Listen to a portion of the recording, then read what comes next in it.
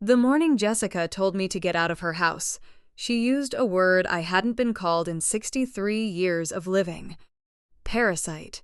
She said it the way people say words they've been saving up for a while. Clean, precise, like she'd practiced the exact weight of it. I was standing in the kitchen of the house my son had bought, holding a cup of coffee I hadn't finished, and she stood in the doorway in her work blazer, already running late. For the job she never stopped reminding us was the reason any of us had anything. And she said it like it settled something. I didn't argue.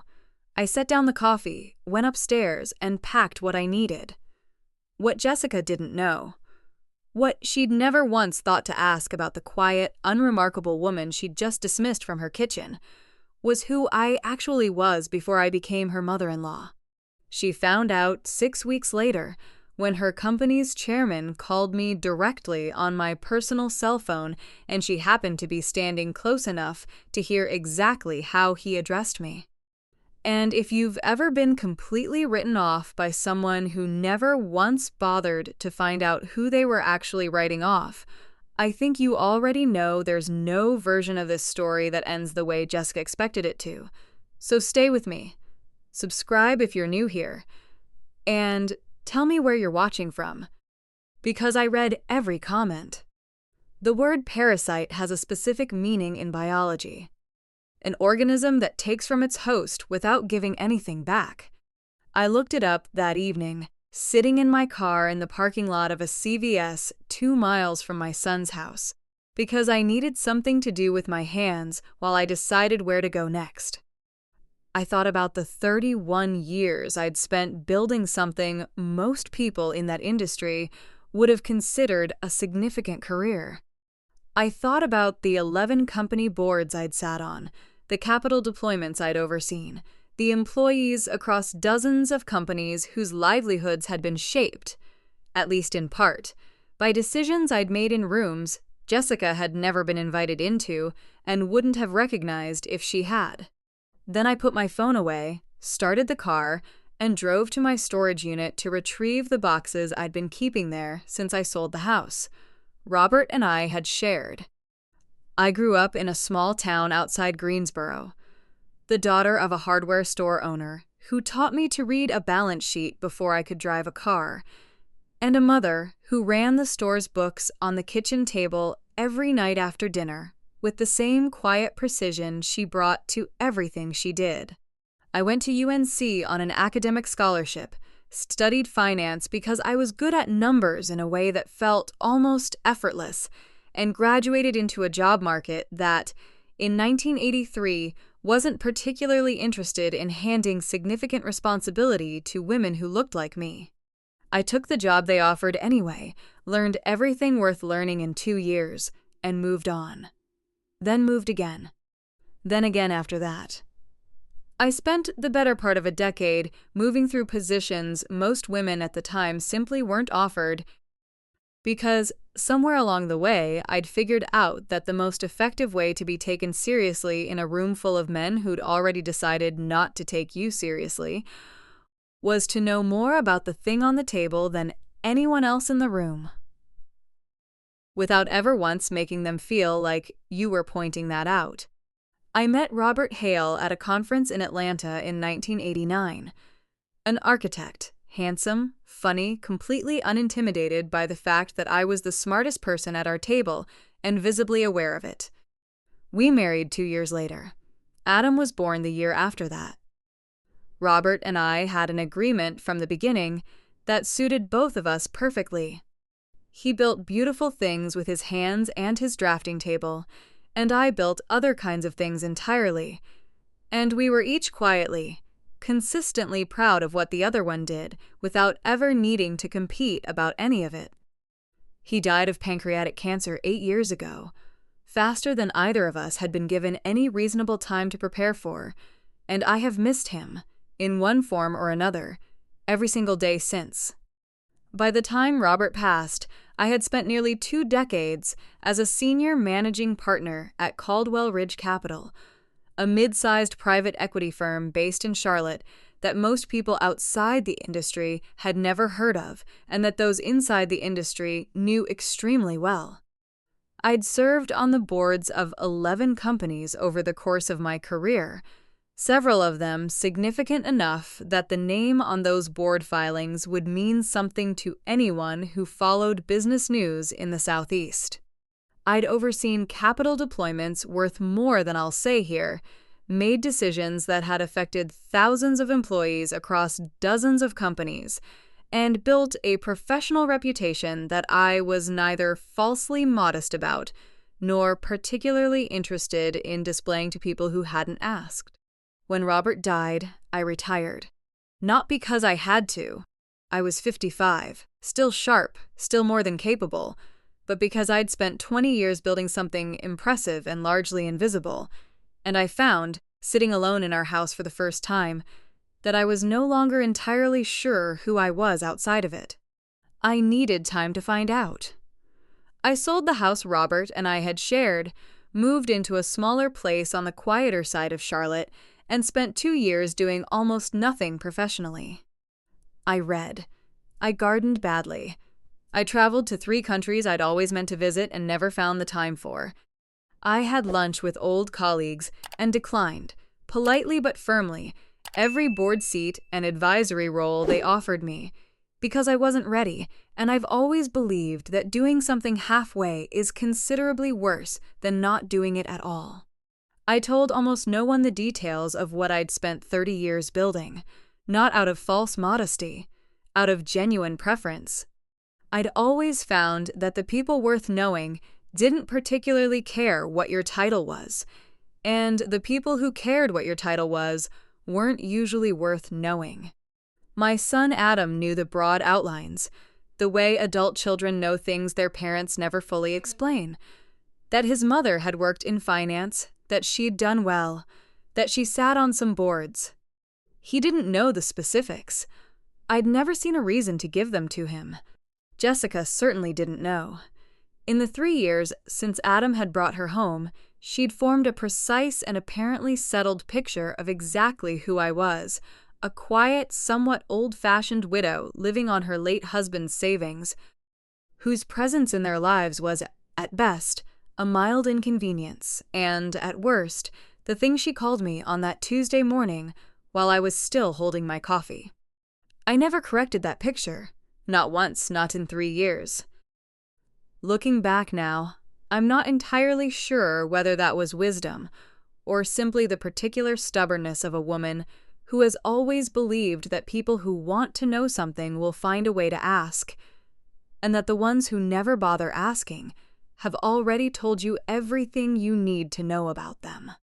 Either way, I let Jessica believe what she wanted to believe about the unremarkable woman standing in her kitchen.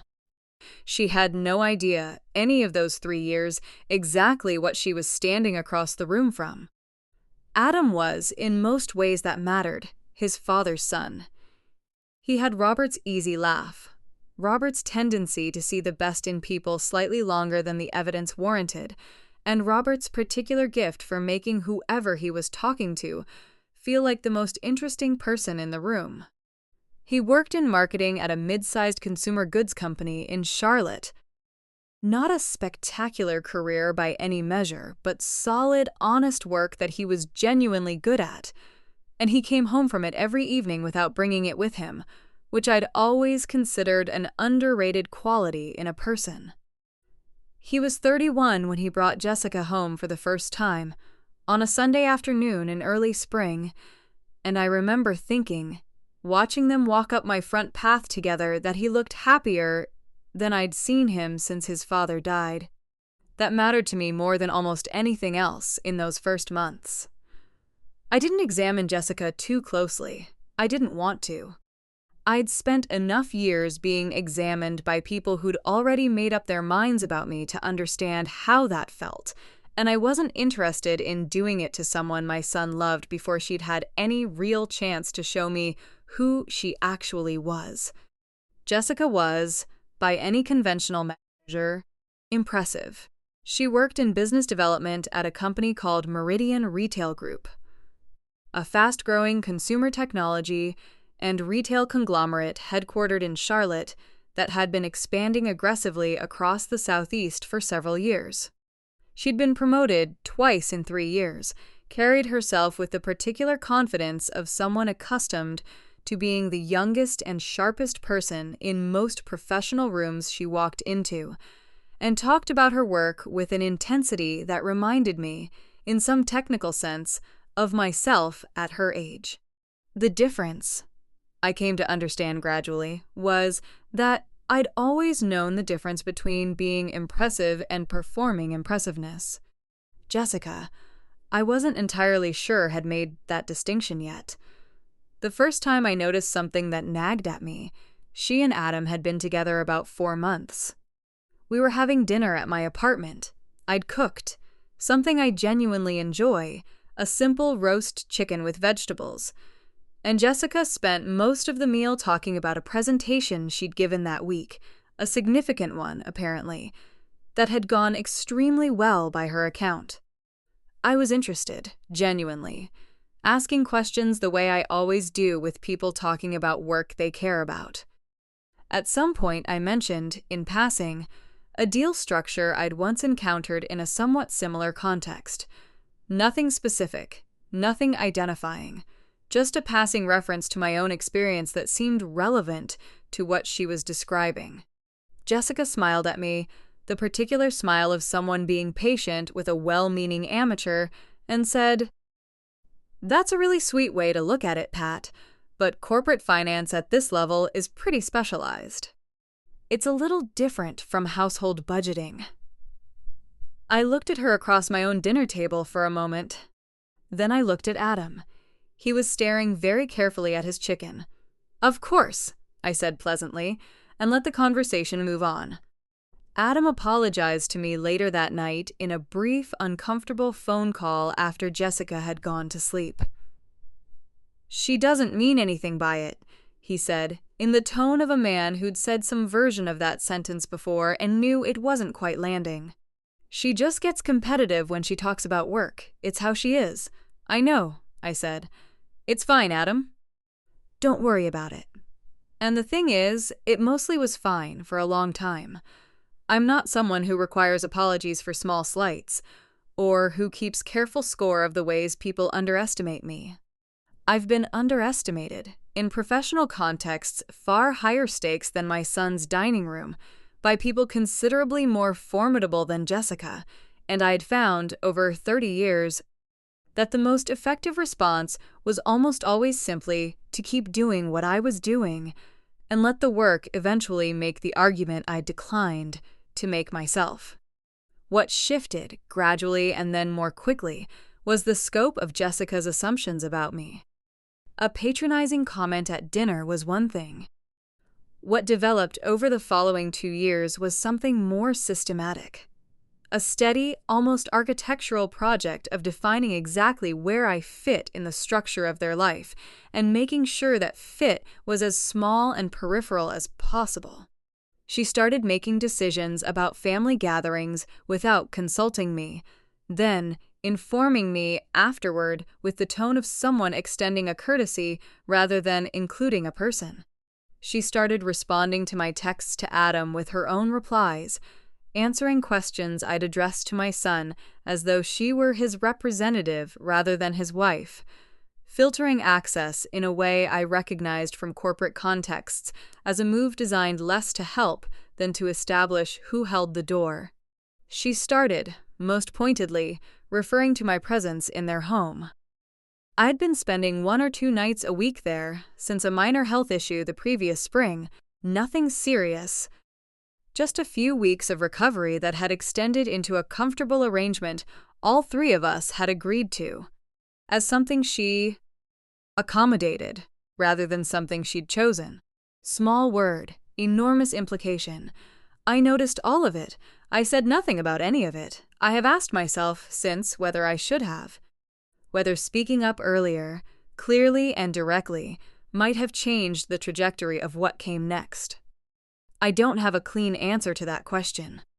What I know is that I believed, for longer than I should have, that my son would eventually find his own footing in his own marriage. that he would, at some point, say the things to his wife that I was choosing not to say on my own behalf. He didn't. That was its own kind of answer about the marriage, and about the version of himself Adam had allowed himself to become inside it. Not cruel, not deliberately hurtful, just steadily, quietly absent from the moments that required him to be present. I understood that particular dynamic better than I wished I did. I'd spent enough years watching capable people disappear inside comfortable arrangements to recognize the signs. I just hadn't expected to watch it happen to my own son. The Tuesday it happened was, by every external measure, an ordinary morning. I'd been staying at Adam and Jessica's house for almost 3 weeks by then, longer than my usual 1 or 2 nights. Because my apartment building had a water damage issue on my floor that the management company was taking considerably longer to fix than they'd originally promised. Adam had suggested I stay with them until it was resolved. He'd said it easily, naturally, the way you offer something you mean without overthinking it, and I'd accepted in the same spirit.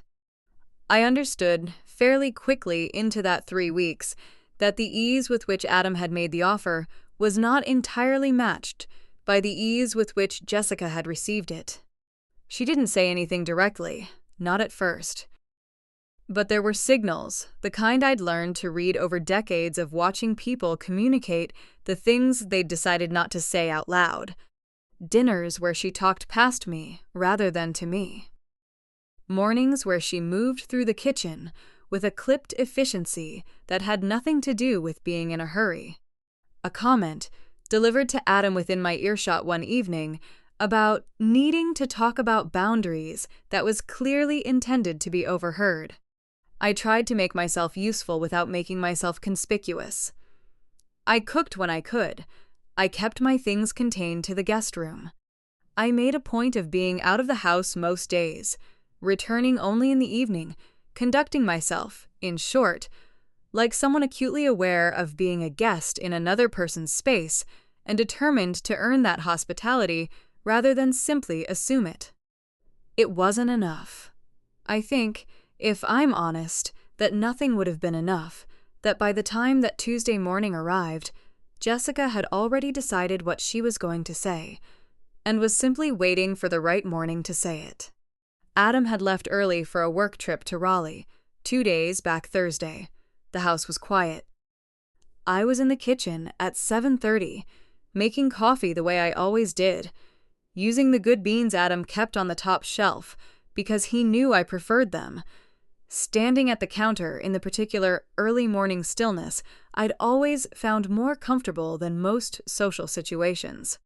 Jessica came downstairs in her work clothes, blazer already on, moving with the purposeful energy of someone who had decided, before she'd fully woken up, that today was the day. She didn't lead up to it.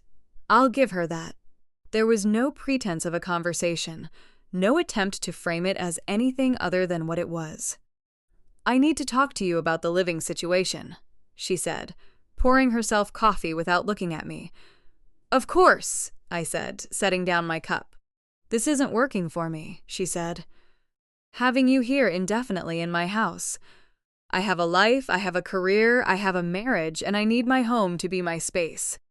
I think it's time you found somewhere else to be." I didn't say anything immediately. I'd learned, over a long career of difficult conversations, that the first few seconds of silence after something like that are often more useful than anything you might say into them. "I understand," I said finally. "I'll make some calls today about the apartment, and in the meantime, I can." "I'm not finished," she said, and something in her voice had shifted slightly, taken on a harder edge, like she'd been building toward something the whole morning and had finally reached the part she'd been rehearsing. She turned to look at me directly for the first time since she'd come downstairs. "I've been patient, Pat. I've been accommodating for months. Longer than I should have been, honestly. But I need you to understand something." She paused, just long enough for the word to land cleanly. "You're a parasite. You live off Adam's goodwill. You contribute nothing. and you've never once in the 3 years I've known you done anything that would justify the space you take up in our lives." The kitchen was very quiet for a moment. I thought about 31 years. I thought about 11 boards. I thought about a recession-year capital deployment that had kept 400 jobs intact because I'd stayed at my desk until 2 in the morning doing math nobody else in the room had been willing to do. I thought about Robert and about Adam at 6 years old and about the apartment management company's latest email saying repairs would be done by Friday, which was 3 days away. Then I looked at Jessica, standing in her blazer with her coffee cup, completely certain of what she'd just said and completely comfortable with having said it. "I'll be out by this afternoon," I said. I went upstairs, packed my suitcase with the same efficiency I'd used packing for 30 years of business travel, came back down, and let myself out through the front door without another word exchanged between us. I sat in my car in the driveway for a long moment before I started the engine, not because I was struggling to compose myself. I'd composed myself in harder rooms than that kitchen, in front of harder audiences than Jessica. I sat there because I was doing something I'd learned to do, over decades, before making any significant decision. I was making absolutely sure I understood exactly what had just happened, and what, if anything, I intended to do about it. The answer to the second part of that question, sitting in my car on a Tuesday morning with my suitcase in the back seat, surprised me slightly. Nothing. For now, absolutely nothing. Not because I had no options. Because I understood from 30 years of watching people overplay positions they'd prematurely declared won that patience in the right circumstances is not the same thing as acceptance. Jessica had just told me exactly who she was, completely, without ambiguity or apology. The only thing left to decide was whether she'd ever understand what she'd told me about herself in the process. I checked into a hotel that afternoon, a quiet, mid-range place near the university that I'd stayed in once years ago for a conference and remembered being comfortable without being memorable, which suited me exactly. I called the apartment management company from the hotel room, was told, as I'd expected, that the repairs were running another week behind schedule, thanked the woman on the phone in a tone that communicated neither frustration nor acceptance, and hung up. Then I ordered room service, ate it at the small desk by the window, and went to sleep at 9:30. Adam called the next morning, clearly already aware of what had happened, his voice carrying the particular strained quality of a man, caught between two versions of a story he'd been given and wasn't sure how to reconcile. "Mom," he started, and then stopped and started again. "Jessica told me you left." "I did," I said. "She said there was a conversation." "There was." Another pause. I didn't fill it. I've never seen the point of making things easier for people who are capable of finding their own way through an uncomfortable silence if you simply give them enough time. "Are you okay?" he finally asked. And underneath the awkwardness of the question, I could hear something genuine. My son, 34 years old, still capable of meaning that question the same uncomplicated way he'd meant it at 10. "I'm perfectly fine," I told him, and I meant it completely. "I'm at a hotel near campus, comfortable, no inconvenience." "Don't worry about me, Adam." "Mom, what she said, I don't think she meant." "She meant it," I said, not unkindly. The word someone chooses, when they're not being careful, is usually the one they actually mean. Don't apologize for her. Just focus on getting through your trip. He was quiet for a long moment. I could hear, in that silence, all the things he didn't quite know how to say yet. The apology that wasn't enough, the explanation that didn't fully cover it, the space between what he understood his wife had done and what he was prepared to do about it. I'd seen that particular silence before, in boardrooms and in family kitchens, and I'd learned long ago that you can't rush someone through it. They have to find the door themselves. "I'll call you when I'm back Thursday," he said finally. "I'll be here," I told him, and we hung up. I moved out of the hotel after 4 days. Once a colleague I'd stayed loosely in touch with mentioned her furnished guest suite was sitting empty. She was traveling for a month. Didn't like the place sitting unoccupied, insisted I use it. I accepted without false protest. I've never seen the point of performing reluctance about something sensible. The suite was on the top floor of a building downtown, with floor-to-ceiling windows, and a kitchen I actually enjoyed cooking in, and I settled into a routine there with an ease that told me something about myself. I'd been avoiding examining too directly. I was, without question, more comfortable alone in that quiet apartment than I had been in Adam and Jessica's house for the better part of 3 weeks. I went for long walks in the mornings. I read things I'd been meaning to read for years. I had lunch twice with an old colleague from Caldwell Ridge, a man named Warren, who'd been one of the firm's founding partners, and who still called me, without irony, the best analytical mind he'd worked with in 4 decades of private equity. A compliment I accepted without deflecting, because at 63, I'd finally stopped deflecting the things I'd actually earned. I didn't talk to anyone about what Jessica had said to me. Not Warren, not the friend whose apartment I was using, not my sister in Greensboro, who would have had strong and lengthy opinions about it. I kept it inside the specific compartment I'd always kept difficult things while I decided what to do with them. Not suppressed, not unexamined, just held quietly while the rest of the picture came into focus. Adam came by the Thursday he returned from Raleigh, let himself into the lobby of the building with the guest code I'd texted him, and sat across from me at the kitchen table with the look of a man who'd spent 2 days in a hotel room in Raleigh, composing a version of this conversation that he still wasn't entirely sure was the right one. "I talked to Jessica," he said, "about what she said." "I know you did," I said. "How did that go?" He looked at his hands for a moment. "She said she stands by it, that she was being honest about how she felt, and that she thinks honesty matters more than her words. Managing my mother's feelings." I poured him a cup of coffee, set it in front of him, sat back down. "She's not entirely wrong about honesty mattering," I said. He looked up at me, surprised, clearly expecting something different. "Mom, I'm serious. I'd rather know exactly what someone thinks of me than live inside a comfortable lie about it. She told me the truth about herself, Adam. I'd rather have that than 3 more years of polite dinners where she thinks the same thing, and neither of us says it out loud."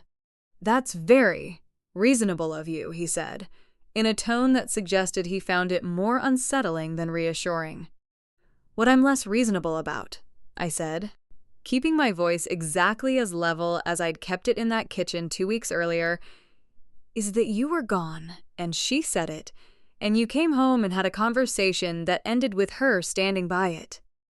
I'm not asking you to choose sides, Adam. I'm asking you to understand that standing by something like that isn't honesty. It's a position, and positions, in my experience, have consequences that their holders don't always anticipate." He didn't answer that. He drank his coffee, and we talked about other things, and he left an hour later with the quiet, unsettled look of a man who had more to think about than when he'd arrived. I washed the 2 cups, set them in the drying rack, and stood at the window looking out over Charlotte for a long time, the city I'd worked in for 30 years, the skyline that had changed considerably since the days when I'd sat in offices near its center doing work that most of the people in those buildings now couldn't have named if they'd tried. My phone was on the kitchen counter behind me. 6 days later, it rang with a number I recognized immediately, an area code I hadn't seen come up on my screen in almost 2 years, attached to a name I knew better than almost anyone in Charlotte's financial circles. James Whitmore, chairman of the board of Meridian Retail Group. I looked at the phone for exactly 1 ring before I answered it. "Patricia," James said the moment I answered. "Not Pat. the way everyone who knew me casually called me, but Patricia, the way people called me when they were about to talk about something that mattered. James Whitmore and I had history that predated Meridian Retail Group by almost 15 years. We'd first crossed paths on the board of a mid-sized logistics company in 2009, one of the uglier years to be making any decisions about anything. And we'd worked well together under pressure in the particular way that either solidifies a professional relationship permanently or destroys it entirely. Ours had solidified. We'd served on 2 subsequent boards together over the following decade, and when I retired, he'd been one of the handful of people I'd stayed genuinely in contact with. Lunches twice a year, the occasional phone call when something in the market moved in a way one of us found interesting enough to discuss. "James," I said, "it's been a while." "It has," he said. "How are you?" "Comfortable," I told him. "You? Busy," he said, in the dry tone of a man who'd been busy for 40 years and had long since made his peace with it. "Which is actually why I'm calling." He paused, briefly, the pause of someone organizing what they're about to say rather than hesitating about whether to say it. "Patricia, I'll be direct. Meridian is going through a board restructuring. We're expanding the governance committee, adding 2 independent directors with specific operational backgrounds. Your name came up in a conversation last week, and it came up more than once." I looked out the window at the Charlotte skyline, at the city I'd built 30 years of work inside, and felt something stir that I'd spent 2 years carefully not stirring. "That's flattering," I said. "Tell me more about what you're looking at." We talked for almost 40 minutes. The kind of conversation I hadn't had in 2 years, precise and substantive, moving through governance structures and operational frameworks, and the specific challenges facing a company growing as fast as Meridian in a market shifting as quickly as retail technology was shifting. James was sharp, as he'd always been, asking good questions, listening to the answers instead of simply waiting for his turn to talk. One of the rarer qualities in any boardroom, in my experience. At some point, naturally, the conversation turned to Meridian's current leadership structure. James walked me through the executive team, the CEO, the CFO, the heads of various divisions. And then, in the same matter-of-fact tone he'd used for all of it, he mentioned the business development team and the names attached to its recent expansion push. "We've got some strong people in BD," he said. "A few of them have been driving the Southeast expansion particularly well. There's a woman on the Charlotte team, actually. Connors, I think her name is. Jessica Connors. Do you know her?" The kitchen was very quiet for a moment. I set my coffee cup down on the counter with more care than the action required. "I know the name," I said. Something in my voice must have shifted, just slightly. Not much, but enough for James, who'd spent 40 years reading rooms, to catch it. "Patricia," he said carefully. "Is there something I should know?" I thought about that question for exactly as long as it deserved. I thought about a Tuesday morning, and a word chosen with deliberate precision, and a kitchen I'd walked out of without a single defensive syllable. I thought about 31 years of understanding that the most dangerous thing you can do in a professional context is let a personal grievance contaminate a business decision, and about the equally important understanding that there are things worth saying clearly, once, to the right person, at the right moment. "James," I said, "before I answer that, I need to ask you something directly. Is Jessica Connors being considered for any expanded role as part of this restructuring?" A brief pause. "There's been some internal discussion about her moving into a more senior position, yes. Nothing finalized." "Then there's something you should probably know," I said. "Not because I have any interest in her career one way or the other, but because you asked, and because I think context is relevant to decisions you're making, and because I've always believed in giving people I respect the information they actually need rather than the version of it that's most comfortable. I told him, calmly, factually, without embellishment or emotional color, exactly what had happened 3 weeks earlier. The conversation. The word. The Tuesday morning. I told it the way I used to present adverse findings in a boardroom, clearly, specifically, without drama, letting the facts make whatever argument they were going to make without any help from me. James listened without interrupting. When I finished, he was quiet for a long moment. "I see," he said finally. "I want to be clear," I added, "that I'm not asking you to do anything with that information. I'm simply giving it to you because you asked if there was something you should know, and there was. What you do with it is entirely your decision." "I appreciate that," he said. Then, after a pause, "Patricia, I have to ask, does Jessica know who you are? Professionally, I mean. Does she know about Caldwell Ridge, the board work, any of it?" I thought about a dinner table, and a patient smile, and the particular condescension of being told that corporate finance at this level was a little different from household budgeting. "No," I said, "she doesn't." Another pause, longer this time, and then James Whitmore, chairman of the board of Meridian Retail Group, did something I hadn't anticipated and hadn't asked for. He laughed. Not unkindly, but with the full, genuine appreciation of a man who had just understood something in its entirety. "Patricia," he said, "I have to tell you something. She mentioned you to me once, actually. At a team dinner about 6 months ago. Someone asked her about her family, and she mentioned her mother-in-law. Said something about how she was. And I'm paraphrasing here. A perfectly sweet woman, completely out of her depth in the real world." The kitchen was very still. "Did she?" I said.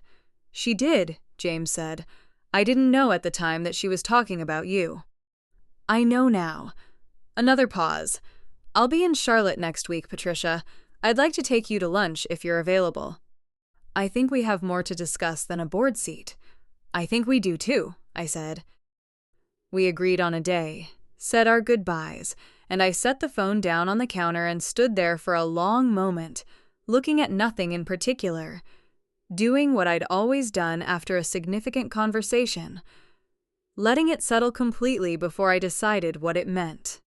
What I understood, standing in that borrowed kitchen, 6 weeks after a Tuesday morning, that Jessica had clearly already stopped thinking about, was something I'd known for 30 years, but occasionally needed reminding of in personal, as well as professional contexts.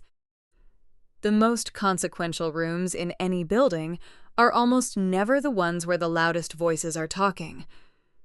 They're the ones where the quiet people pick up the phone. Lunch with James took place the following Thursday, at a quiet restaurant downtown that he'd chosen. The kind of place with good food and enough ambient noise to make a private conversation genuinely private, which told me he'd thought about the setting before suggesting it. We spent the first 20 minutes the way old colleagues always do after a gap, catching up on the broad strokes, filling in the years, the particular ease of two people who'd worked well together and hadn't needed to perform anything for each other in a long time. It was only after the main course arrived that James set down his fork and looked at me with the expression I recognized from a dozen boardrooms as the one he wore when he was about to say something he'd been organizing since before he'd walked in the door. "I want to tell you some things about Meridian," he said. "Not because I'm asking you to act on any of it. Just because I think, given everything, you deserve the full picture." "Go ahead," I said. What James told me over the next hour was, in its broad outlines, the story of a company growing faster than its internal structures could comfortably support. Not unusual for a company at Meridian's stage, and not, in itself, particularly alarming. But underneath that broad outline were specifics that interested me considerably. The Southeast expansion, which Jessica had apparently been presenting internally as a signature achievement, her project, her vision, her results, had, according to James, a somewhat more complicated history than that framing suggested. The original strategy had been developed collaboratively by a team of 18 months before Jessica had been promoted into her current role. The execution had been strong, genuinely, but it had also benefited significantly from market conditions that had moved favorably and independently of anything the business development team had done. "The results are real," James said carefully. "I want to be fair about that. But the narrative around them has been shaped, let's say, more aggressively than the facts strictly support. There have been some internal concerns, from people who were there from the beginning of the project, about how credit has been allocated. I thought about a dinner table, and the patient smile, and corporate finance at this level is pretty specialized. I thought about the particular confidence of someone accustomed to being the smartest person in most rooms she walked into. Has anyone raised those concerns formally?" I asked. "Not yet," James said. "People are careful for obvious reasons. But the restructuring has created a moment where these things tend to surface. When roles are being reevaluated and people understand that the record is being looked at more carefully than usual." He paused, cutting a piece of salmon with the precise economy of motion he brought to everything. "There's also a management-style question that's come up in some of the quieter conversations. She's effective with her superiors. She's considerably less effective with her team. There have been some retention issues in her direct reports over the last year that nobody's officially connected to anything yet, but that the people paying attention have noticed." I listened to all of this without saying much, in the way I'd always listened to material I was still forming a view on, completely, without interrupting, without the small affirmative sounds people make when they're listening with only half their attention. "James," I said when he'd finished, "why are you telling me this?" He looked at me for a moment with the directness of someone who decided, before sitting down, to be honest rather than diplomatic. "Because I've known you for 15 years, he said. "Because you told me something last week that you didn't have to tell me, when the easier thing would have been to say nothing and let me find out on my own. And because I think you should understand the full context of the situation your son is married into. Not to give you ammunition, but because I think you're the kind of person who makes better decisions with complete information than with partial information, and I've always respected that about you." I looked at him across the table for a moment, thinking, as I sometimes did with James, that he was one of the very small number of people I'd met in 30 years of professional life who understood the difference between giving someone information and telling them what to do with it. "Thank you," I said, and I meant it specifically. "One more thing," he said, and something shifted slightly in his tone, not heavier exactly, more considered. "She mentioned you again, actually. Last week, at a prep meeting for the restructuring discussions, someone asked the leadership team about outside relationships. Contacts, advisors, that kind of thing. She mentioned, in passing, that her mother-in-law had some background in finance, nothing significant." He paused. "I didn't correct her. I thought I'd let you decide if and when that gets corrected. I set my water glass down slowly." Outside the restaurant window, Charlotte moved through its midday business the way it always had. Purposeful, slightly hurried, entirely unaware of the conversation happening 20 feet from the sidewalk. I'd sat in enough rooms in this city, making enough decisions that had moved enough money and affected enough lives to understand that the city's indifference to any individual conversation was one of its better qualities. "She's going to find out eventually," I said, not as a threat, as a simple observation, the kind you make about inevitable things. "She is," James agreed. "The question is whether she finds out in a way that leaves her room to respond to it with some dignity or in a way that doesn't." He looked at me steadily. "I thought you might have a view on that." I did have a view on that. I'd had a view on it, actually. Since the morning I'd sat in my car in the driveway of my son's house with my suitcase in the back seat, deciding in those quiet few minutes before I started the engine exactly how I intended to conduct myself through whatever came next. I don't want to damage her, I said. I want her to understand something she currently doesn't understand. Those are different objectives, and I think it matters that they stay different. James nodded, slowly, like a man confirming something he'd already suspected. Then I think I know what the right next step looks like, he said. And I think you do too. We finished lunch talking about the board seat, the governance structure, the specific contributions James thought I could make to Meridian's next phase. By the time we walked out into the afternoon, we had the broad outlines of an agreement that had nothing to do with Jessica and everything to do with the work itself, which was, I'd always believed, exactly how it should be.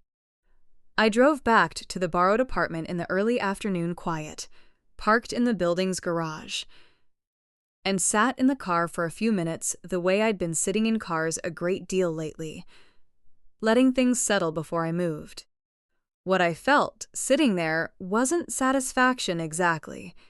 It was something closer to the particular clarity that comes when a situation you've been watching develop finally shows you its actual shape.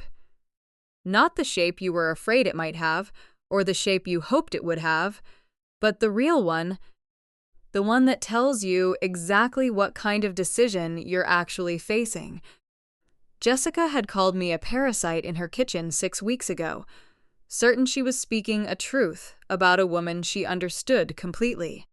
She had been speaking a truth about herself instead, about the gap between the story she'd been telling about her own life and the considerably more complicated reality underneath it. And in 6 weeks, give or take, she was going to find that out in the most professionally significant room she'd ever sat in. I hadn't arranged that. I want to be clear about that because it matters to how I think about what happened next. I'd made one phone call, answered one question honestly, and had one lunch with a man who'd already been looking closely enough to see what was there. The rest of it had simply been the truth, doing what the truth tends to do when the right people finally have access to all of it. I got out of the car, took the elevator upstairs, and made myself a cup of tea in the quiet kitchen with the floor-to-ceiling windows, looking out at the skyline while the water heated. My phone buzzed on the counter. A text from Adam, 3 words, "Can we talk?" I looked at it for a moment, then typed back, "Whenever you're ready."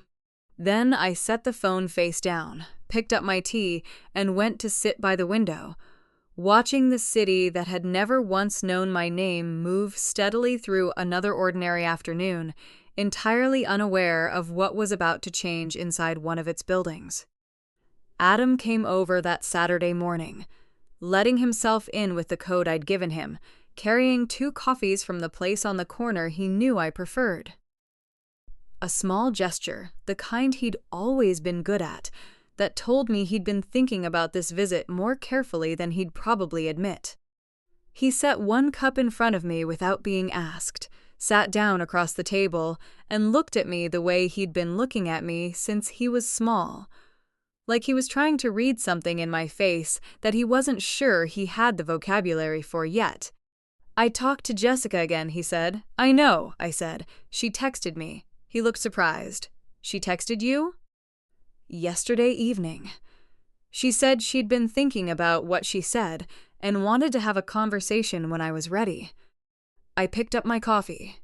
"I haven't responded yet." Adam was quiet for a moment, processing that. "Are you going to?"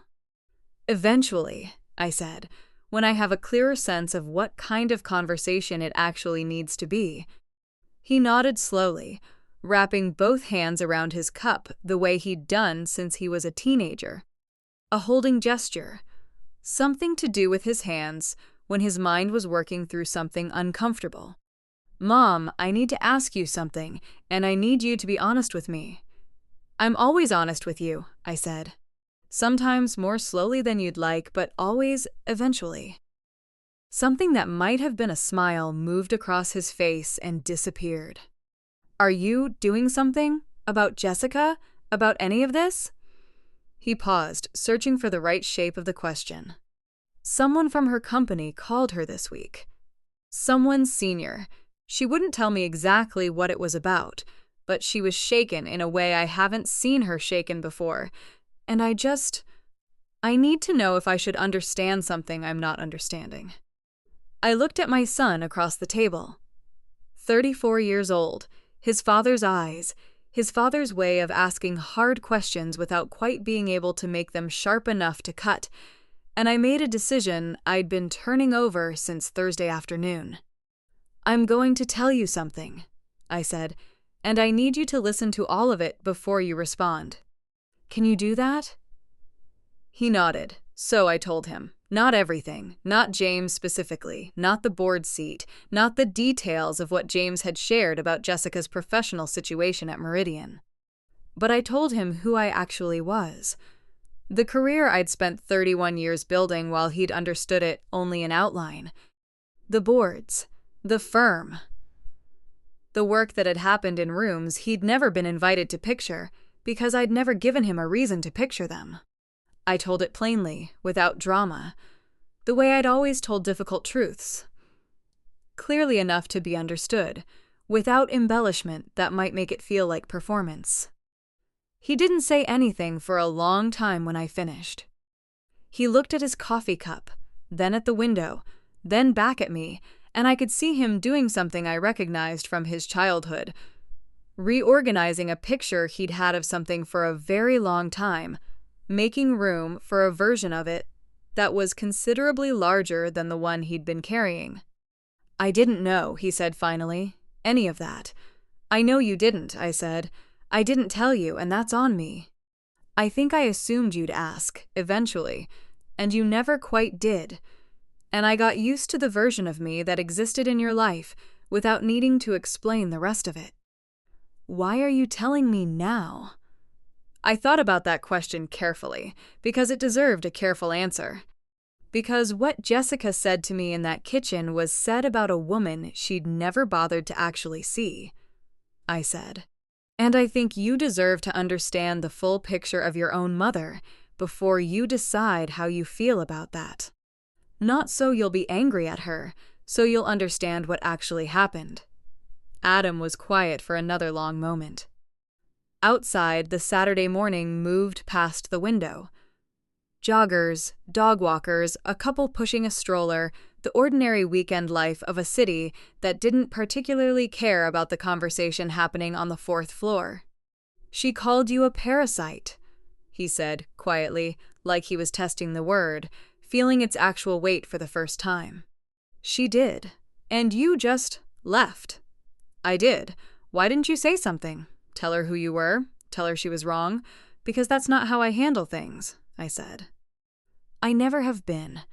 I don't correct people's assumptions about me in the moment. I let them stand until the moment arrives when they can't stand anymore on their own. It's more efficient and considerably more informative about the person doing the assuming. He looked at me for a long moment. That's actually a little terrifying, Mom. I know, I said. Your father used to say the same thing. A pause, and then he laughed. A short, real laugh. The first genuinely unguarded thing that had happened between us since he'd walked in the door. And I felt something in the room shift slightly. The way rooms shift when the thing that needed to be said has finally been said, and both people can breathe again. What happens now? He asked. With Jessica and whatever is happening at her company. What happens now, I said carefully, is that I'm going to respond to Jessica's text and agree to a conversation. And I'm going to have that conversation honestly, the way I always have hard conversations. Clearly, directly, without anger, and without any pretense that what she said to me was acceptable. What happens after that is largely up to her. And the other thing? The company? I looked at my son steadily. The truth has a way of finding the people who need to know it, I said. I didn't manufacture anything, Adam. I answered a question honestly when someone who deserved an honest answer asked it. What happens next isn't mine to control, and I wouldn't want it to be. That's not how I've ever operated. He nodded, slowly, absorbing that, and I could see him deciding something. Not all at once, not cleanly, but in the gradual, slightly reluctant way that people decide things when the decision requires them to see something they've been avoiding seeing about their own life. I should have said something, he said finally. When she said it, I should have been there, and I should have said something. Yes, I agreed, because he deserved the honest answer rather than the comfortable one. You should have. I'm sorry, Mom. I reached across the table and put my hand over his, the same way I had when he was 6 and had broken something valuable, and came to tell me about it before I'd discovered it myself. The gesture of a mother who understood that the coming forward mattered more than the thing that had been broken. I know you are, I said. Now let's figure out what you do about it. We sat there for another 2 hours, talking through things we hadn't talked through in years. About Robert, about what I'd built, about the version of his marriage Adam had been quietly living inside, versus the version he'd been telling himself about it. It wasn't a comfortable conversation, but it was a necessary one, and by the time he left, the particular unsettled quality he'd carried in the door had been replaced by something more resolved, if not entirely lighter. I texted Jessica that afternoon. 4 sentences, measured, neither warm nor cold. I'm available for a conversation when you'd like to have one. I'd suggest we meet somewhere neutral. Not the house, not my apartment. I think it's worth talking, and I think we both know why. Let me know what works for you. She responded within 20 minutes. Thursday. Coffee. I'll send you the place.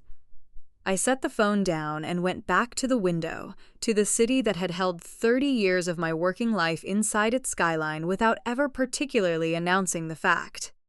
Thursday, I thought. Plenty of time. Thursday arrived the way significant days usually do, quietly, without announcement, looking from the outside exactly like every other morning. Jessica had chosen a coffee shop in the Noda neighborhood, a place I didn't know but found easily enough. Exposed brick, high ceilings, the particular carefully cultivated casualness of somewhere that wanted to feel unpretentious without actually being unpretentious. She was already there when I arrived, sitting at a corner table with a coffee in front of her that she hadn't touched, her blazer on, despite the warmth of the room, her posture carrying the precise, controlled quality of someone who had prepared extensively for a conversation and was now waiting to find out whether their preparation was going to be sufficient. I ordered a tea at the counter, carried it to the table myself, and sat down across from her without hurrying any part of the process. She looked, I thought, slightly less certain than I'd ever seen her. Not fragile. Jessica was not a fragile person, and I want to be accurate about that. But carefully composed in a way that suggested the composition was costing her something. Thank you for coming, she said. Of course, I said. A pause. She'd clearly planned an opening, and I declined to give her the small social scaffolding she'd been expecting, so she had to find her way into it without the runway she'd built. I wanted to talk about what I said, she started. In the kitchen. I've been thinking about it, and I think... Jessica, I said, not unkindly but clearly enough to stop her, before you tell me what you think, I'd like to tell you something first. Is that all right? She blinked, recalibrating. Okay. So I told her. The same way I'd told Adam the previous Saturday, but differently shaped. Not the emotional architecture of a mother explaining herself to her son, but the direct, factual account of a professional woman correcting a significant misapprehension held by someone who'd made decisions based on it. I told her about Caldwell Ridge Capital. About the 31 years. About the boards, including the ones whose names she would recognize from Meridian's own corporate history. I told it without embellishment, without the particular satisfaction I might have felt if I'd been a different kind of person, in the same measured tone I'd used in boardrooms for 3 decades. Letting the information make its own argument without any help from my delivery. Jessica didn't say anything throughout. She sat very still, her coffee cup between her hands, her face doing a series of things that moved through surprise into something more complicated. Not quite shame, not yet, but the particular expression of someone beginning to understand the full dimensions of a mistake they'd assumed was small. When I finished, the coffee shop moved around us in its ordinary Thursday morning way, entirely indifferent to the conversation at the corner table. "I didn't know," she said finally, her voice careful, stripped of its usual confidence in a way that made her sound, for the first time since I'd known her, exactly her age. "No," I said, "you didn't, because you never asked." She looked down at her coffee. "I said something unforgivable to you." "You said something that told me a great deal about you," I replied. "Whether it's unforgivable is a separate question and not one I'm in a position to answer yet." Another silence. Outside the window, Noda went about its Thursday. "Is that the thing that's been happening at work?" she said carefully, not quite making it a question. "Is that connected to you?" I looked at her steadily. "I had an honest conversation with someone who asked me an honest question," I said. "I didn't volunteer anything. I didn't go looking for an opportunity.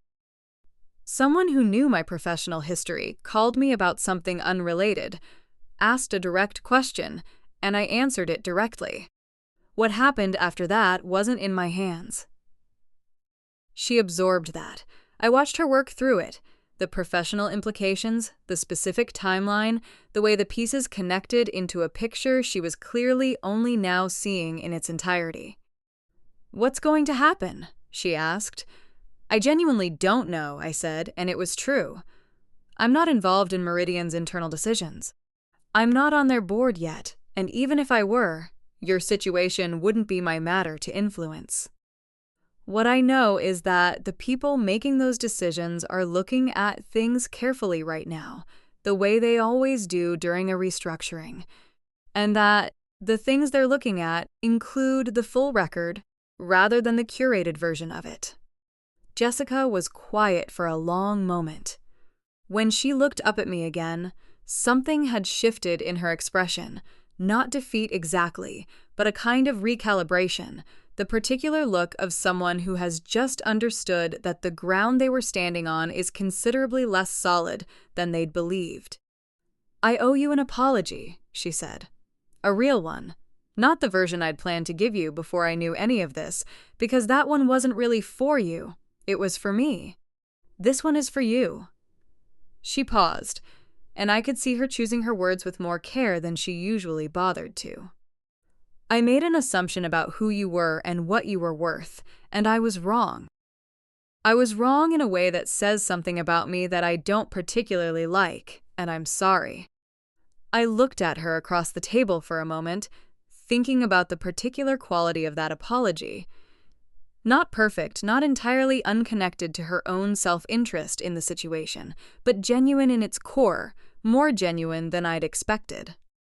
"I appreciate you saying that," I said. "I want to be honest with you in return, because I think honesty is the only thing that's going to make any of this useful. The apology matters. But an apology is a beginning, not a resolution.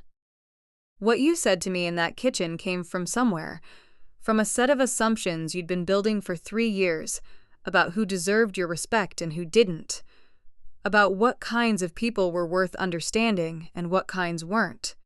That's not fixed by a conversation in a coffee shop, however honest the conversation is."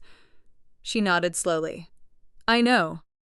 What I'd ask you to consider," I said, "is not whether you can repair things with me, specifically.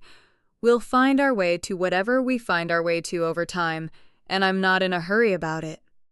What I'd ask you to consider is whether the version of yourself that called me that word in that kitchen is the version you actually want to be. Professionally, personally, in your marriage. Because that version has a cost, Jessica. It's been costing you things you may not have fully noticed yet.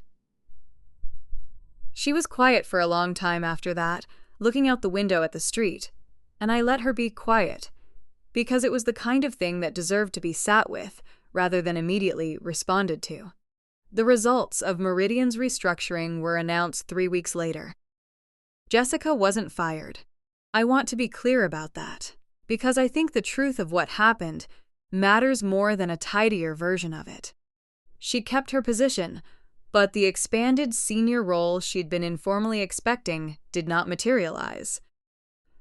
It went instead to a colleague who'd been part of the Southeast expansion from its original inception, someone whose contribution to the project's outcomes, under the more careful examination the restructuring had prompted, turned out to be considerably more substantial than the record had previously reflected. Jessica called me the evening the announcement came out. She didn't say much, just that she understood, and that she was going to do things differently going forward, and that she meant it. It was the shortest conversation we'd ever had, and possibly the most honest one. I told her I believed her. And I did. Not entirely, not yet, but enough to leave the door open for whatever came next. That, in my experience, is usually the best any of us can honestly offer each other after something like this. Not a clean resolution, not a guaranteed future, just enough belief in the possibility of a different version of things to keep the conversation going. The Sunday after the Meridian announcement, Adam showed up at my apartment with groceries. Not takeout, not coffee from the corner place. Actual groceries, 2 full bags. The kind of Sunday afternoon cooking project his father used to undertake whenever he was processing something he couldn't quite put into words yet. Robert had always cooked through the difficult things. Apparently, the habit had passed down further than I'd realized. "I thought I'd make dinner," Adam said, setting the bags on the counter and starting to unpack them with a deliberateness that told me the cooking was secondary to the conversation. "That's fine," I said. "I'll make the salad." We worked in the kitchen together for almost an hour before either of us said anything of substance. Him at the stove, me at the counter, the ordinary rhythm of a meal being made filling the space between us the way it always had when we were working something through. Some of our best conversations over the years had happened this way, side by side doing something else, the parallel activity giving both of us somewhere to put our eyes when the words got difficult. "She told me what happened at work," he said finally, stirring something without looking up. "The restructuring, the role." "I know," I said. "She told me she was going to." "She's not. She's handling it," he said carefully. "Better than I expected, honestly. She's been quieter, thinking more. I don't know exactly what happened in that coffee shop, but something shifted." "Good conversations do that sometimes," I said. He glanced at me sideways, the look he'd always given me when he suspected I was being deliberately understated about something. "Mom, I told her the truth," I said. About myself, about what her assumptions had cost her, about what I thought she needed to consider. "That's all I did." "That's all," he repeated, in a tone that suggested he found that framing somewhat incomplete. "Adam," I said, setting down the knife I'd been using, turning to face him properly. "I want to say something to you, and I need you to hear it the way I mean it, not the way it might be easiest to hear it." He turned off the burner, turned around, and gave me his full attention, a thing I'd always appreciated about my son, that when he decided to listen, he actually listened. What Jessica did at that company, the way credit was allocated, the way her team was managed, I didn't cause any of that. It existed before I had any conversation with James, before any of this happened. The restructuring simply created a moment where things that already existed were looked at more carefully. I want you to understand that distinction, because I think it matters to how you think about your marriage going forward. He nodded slowly. "I know that. I'm not sure you fully do yet, I said, not unkindly, because if you do, then the question you should be sitting with isn't what I did or didn't do, or what James found or didn't find. The question is what you've known about your own wife, in your own marriage, that you've been choosing not to look at directly. The same way I chose not to look directly at your father's behavior for the first decade of our marriage. The same way, come to that I chose not to look directly at what was happening between you and Jessica for longer than I should have. Adam was quiet, looking at the stove, something working its way through his expression. She's not a bad person, he said finally. I know she's not, I said. I told her that in the coffee shop. I told her I thought the version of herself that said what she said to me wasn't the version she actually wanted to be. That's not what I say to someone I think is fundamentally bad. That's what I say to someone I think is better than their worst moment, if they're willing to do the work. Do you think she is? Willing? I thought about a phone call the evening of the announcement. Short, honest, no performance of remorse for an audience. I think she might be, I said. I think she's genuinely shaken in a way that could go either direction. Whether she uses it to actually change something, or whether she just waits for things to stabilize and goes back to who she was. That's not something I can predict. That's something you're going to have to watch for yourself. He nodded, absorbing that, and I could see in his face the particular difficulty of a person being asked to look at their own marriage with the same clear eyes they'd have brought to someone else's situation.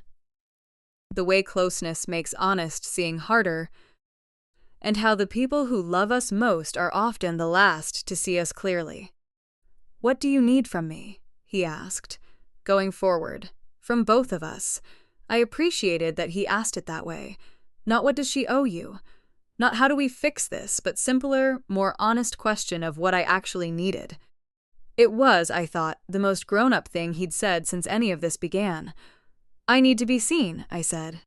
Not as a title, not as a resume.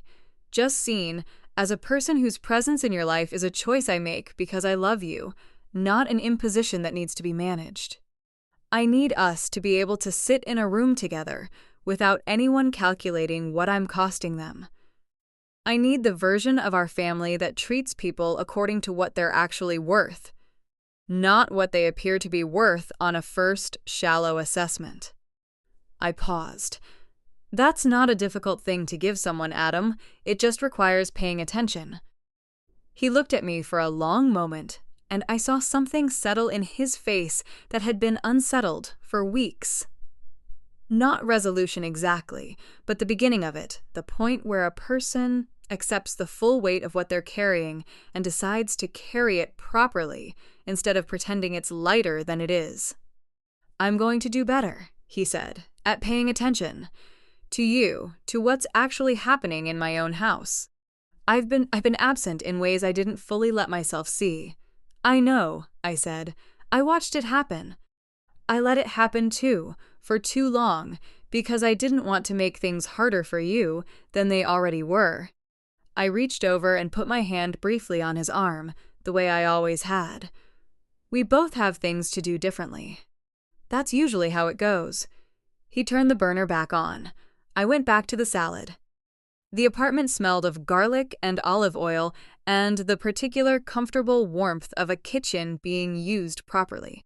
And for a while we just cooked together, saying nothing, letting the ordinary peacefulness of the task do whatever talking still needed doing.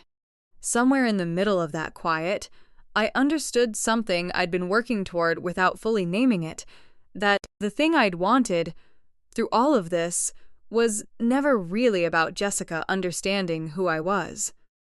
It was about my son understanding who he'd been, and deciding who he was going to be instead. Jessica was a separate question, with a separate timeline, and I was genuinely uncertain how it would resolve. But Adam, standing at my stove making dinner on a Sunday afternoon, was a question I felt, for the first time in a long time, considerably more hopeful about. We ate at the kitchen table with the floor-to-ceiling windows, the Charlotte skyline going to gold in the late afternoon behind him, and talked about things that had nothing to do with any of it. A book he'd been reading, a trip his colleague had taken, a memory of Robert that surfaced the way Robert's memories always surfaced, unexpectedly and warmly, in the middle of something else entirely. By the time he left, carrying the leftover containers I'd packed for him without being asked, something between us had shifted into a shape I recognized from when he was younger and things were simpler. Not identical to that, nothing ever is, but recognizably the same in its essential quality. He hugged me at the door, longer than usual, in the way that means something specific when adult children do it. That they've understood something they hadn't understood before, and they want you to know. "I love you, Mom," he said. "I love you too," I told him. "Now go home to your wife. You've got work to do." He laughed, and the elevator doors closed, and I stood in the hallway for a moment listening to the building settle around me in its quiet, solid way. Then I went back inside, poured myself the last of the wine, and sat by the window in the last of the afternoon light, watching the city I'd spent 30 years building something inside, thinking about what I wanted to build next. I accepted the board seat at Meridian 3 weeks later. The paperwork was straightforward, the onboarding efficient. The first governance committee meeting exactly the kind of substantive, well-prepared conversation I'd missed more than I'd admitted to myself over 2 years of retirement. Sitting around that table, working through an operational framework with people who expected precision and gave it back in return, I understood something I'd been circling without landing on since the morning I'd driven away from Adam's house with my suitcase in the back seat. I hadn't retired because I was finished. I'd retired because I was grieving, and grief had looked, from inside, exactly like being finished. They're different things, and it had taken a Tuesday morning in someone else's kitchen, of all places, to finally show me the difference clearly enough to act on it. My apartment, my own apartment, repaired and returned to me 3 days after the hotel, which I'd kept anyway because the borrowed suite had reminded me how much I liked living somewhere with floor-to-ceiling windows, became, over the following months, the kind of home I hadn't had since Robert died. Not because anything dramatic had changed about the space itself, but because I'd changed inside it. I cooked properly again. I had colleagues over for dinner. I started accepting the occasional advisory call I'd been declining for 2 years, and found that the work still felt like work worth doing, rather than an obligation to perform. Jessica and I found our way to something, gradually and imperfectly, that I think is the honest version of what's possible between two people after something like this. Not closeness exactly, not the easy warmth of a family that's never had to repair anything, but a functional respect, carefully maintained, occasionally surprised by moments of genuine warmth that neither of us had entirely anticipated. She's doing differently at work, by what I can observe from a board seat that keeps me at a sufficient distance to see the broad shape of things without the details. Her team has stabilized. A direct report, who'd been planning to leave, according to something James mentioned in passing, decided to stay. These are small things, but small things, in my experience, are usually where the real changes actually live. Adam is paying attention. That's the simplest way I know to put it. He's present in his own life, in a way he wasn't before, in his marriage, in his relationship with me, in the ordinary daily choices that determine, more than any single dramatic decision, what kind of person you actually are. We have dinner every other Sunday now. The 3 of us, sometimes at their house and sometimes at mine, and the dinners are not perfect. There are still moments of careful navigation, still the occasional sentence that lands slightly wrong and has to be gently redirected. But they're real, which is worth considerably more than perfect. I think about the word parasite sometimes, still. Not with bitterness anymore.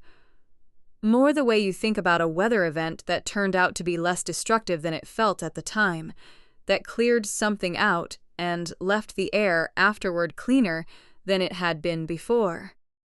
What I've learned, returning to work at 63 in a city I'd spent 30 years building something invisible inside, is that the most dangerous assumption any of us can make about another person is that we already know what they're worth.